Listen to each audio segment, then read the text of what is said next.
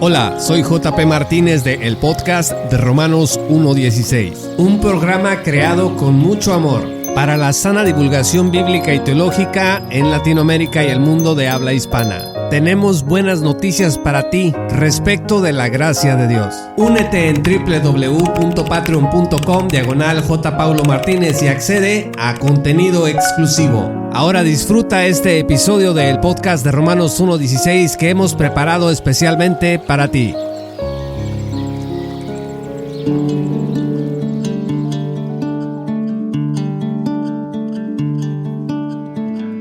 Matthew Kane, del portal Truth and Tidings, que es una revista que, según entiendo, pertenece a los hermanos congregados, es decir, al movimiento de las asambleas de los hermanos que surgieron del avivamiento del siglo XIX en Inglaterra con John Nelson Darby. Le agradezco a Karen, que es una de nuestras patrocinadoras de nuestro programa. Me envió los enlaces a una serie de artículos muy interesantes que se titulan ¿Por qué no soy reformado? Y en este episodio quiero compartirles uno de estos artículos que me parece es muy importante. Coincido en mucho de lo que dice aquí. El artículo se llama ¿Por qué no soy reformado? La ley y el evangelio. Es un material que está en inglés, pero aquí lo vamos a traducir al español. Y es el artículo número 3 de esta serie titulada ¿Por qué no soy reformado? Vamos a darle lectura. ¿Por qué no soy reformado? La ley y el evangelio, por Matthew Kane. Una cosa que aprecio mucho de profesores de teología reformados es su preocupación por una conversión genuina. Una verdadera salvación seguramente impactará la vida de un individuo. Deberíamos estar agradecidos por este énfasis. Sin embargo, irónicamente, para un movimiento que defiende la sola gracia, su preocupación por defender el verdadero arrepentimiento bíblico a veces conduce a enseñanzas que disminuyen la gracia.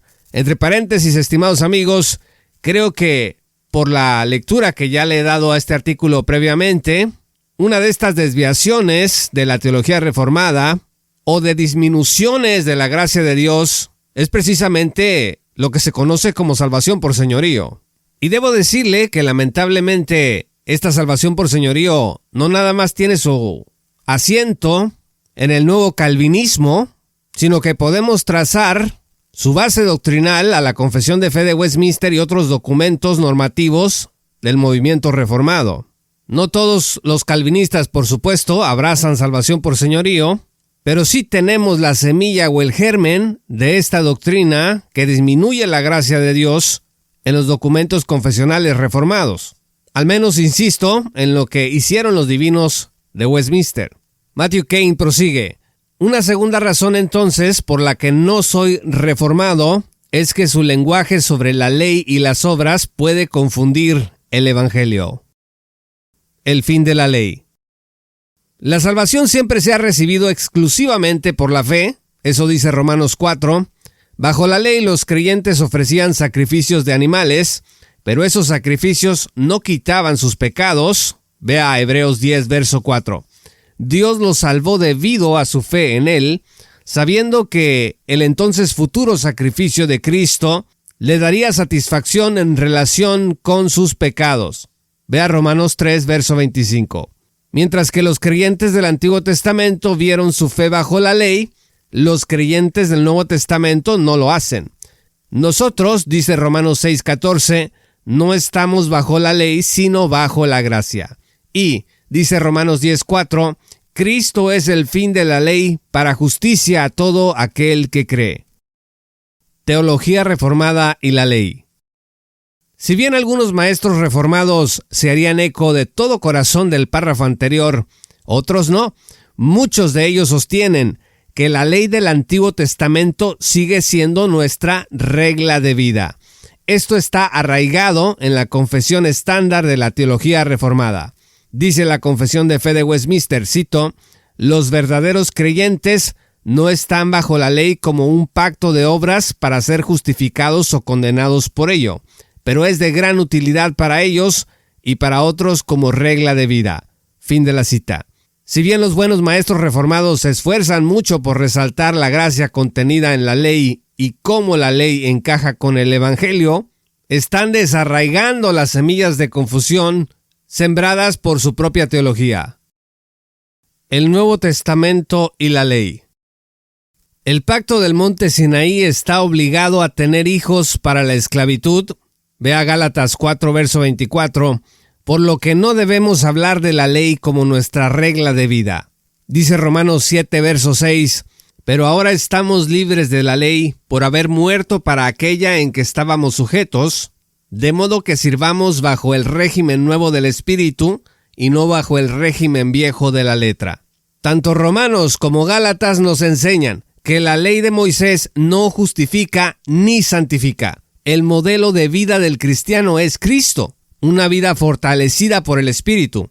Esto no significa que seamos antinominianos. Vivir bajo el liderazgo de Cristo obviamente significa que estamos sujetos a Él. Pero la ley de Cristo, dice Gálatas 6, verso 2, nos ata a un código legal. La ley de Cristo es amar. Según Gálatas 5, verso 6, cuando la fe obra por el amor, el Espíritu producirá en nosotros la vida justa que la ley pretendía, pero no pudo producir. Vea Romanos 8, verso 4. En otras palabras, cumpliremos la ley no centrándonos en guardar sus disposiciones, sino con amor.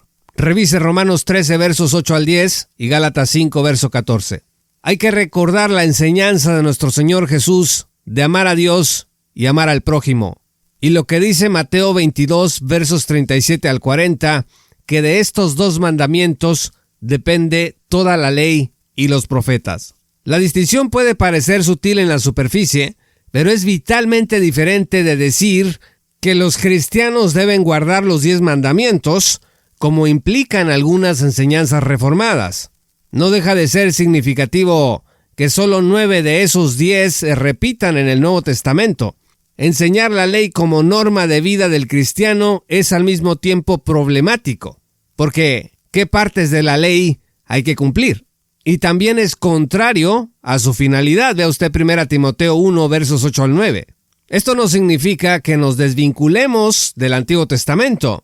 Significa que miramos a Cristo, no al Sinaí, como nuestro modelo de vida y nuestra base de seguridad de salvación.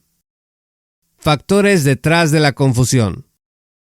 Un factor en el deseo de la teología reformada de guardar la ley es que no ve la discontinuidad entre el Antiguo y el Nuevo Pacto y la distinción entre Israel y la Iglesia. Considero además que un segundo factor es probablemente su doctrina de la perseverancia de los santos. La insistencia de que las personas que están justificadas deben ser santificadas en lo práctico es encomiable. Es cierto, como dice Sinclair Ferguson, maestro reformado, cito, que un alto grado de seguridad cristiana simplemente no es compatible con un bajo nivel de obediencia. Fin de la cita. Pero exhortar a los cristianos a guardar la ley para santificación o seguridad no es enfáticamente el enfoque de la enseñanza apostólica del Nuevo Testamento. Con demasiada frecuencia, la enseñanza reformada implica que las personas que no perseveran en la piedad se pierden por no perseverar. Eso es engañoso. Las personas están perdidas por no haber estado nunca unidas a Cristo. Enseñar lo contrario es añadir una contingencia humana a la salvación que destroza la gracia. Pero esta implicación está muy extendida en la enseñanza reformada. Como dice Burke Parson, otro teólogo y maestro reformado, cito, el testimonio de las Escrituras es claro. Debemos perseverar hasta el fin para obtener la salvación. Fin de la cita. Esta declaración impone a las personas una carga antibíblica de trabajar para obtener seguridad y vida. Como dice otro teólogo y pastor reformado, R.C. Sproul, cito, aún debemos tomar en serio las advertencias de apostasía que ocurren con frecuencia en el Nuevo Testamento. El propio Pablo habla de cómo tiene que golpear su cuerpo para someterlo, no sea que en última instancia se convierta en un náufrago. Fin de la cita. La implicación es que Pablo no tenía seguridad de la salvación final y existía la posibilidad de que no fuera salvo. Estimados amigos, entre paréntesis, déjeme decirle que esta anotación de Matthew Kane me pareció fabulosa porque leer la expresión del apóstol Pablo en ese sentido implica que el apóstol Pablo no se sentía seguro de terminar la carrera, no se sentía seguro de su justificación. Y eso es absolutamente contrario a todo lo que él escribió en otras partes del Nuevo Testamento. Y sin embargo, dentro de la comunidad reformada que se insiste en que creen en la seguridad y certeza de la salvación, a diferencia, por ejemplo, de los católicos romanos, de los arminianos y otros movimientos religiosos, aquí Matthew Kane nos está explicando el cómo esta doctrina de la relación entre la ley y el evangelio, de parte del movimiento reformado, los coloca precisamente en el mismo problema de inseguridad eterna. Matthew Kane concluye: podemos apreciar el corazón de la enseñanza reformada que insta a las personas a una vida santa, pero debemos tener claro que Cristo cumplió la ley. Vea usted Mateo 5, verso 17 y compárelo con Romanos 3, verso 31. Y Cristo cumplió la ley no para que la guardáramos, sino para darnos un verdadero evangelio de gracia. La ley no es irrelevante, pero no es nuestra regla de vida. Fin del artículo. Muchas gracias, estimados amigos y patrocinadores, por escuchar este programa. Yo soy JP Martínez de el podcast de Romanos 1:16. Agradezco mucho que nos hayan acompañado.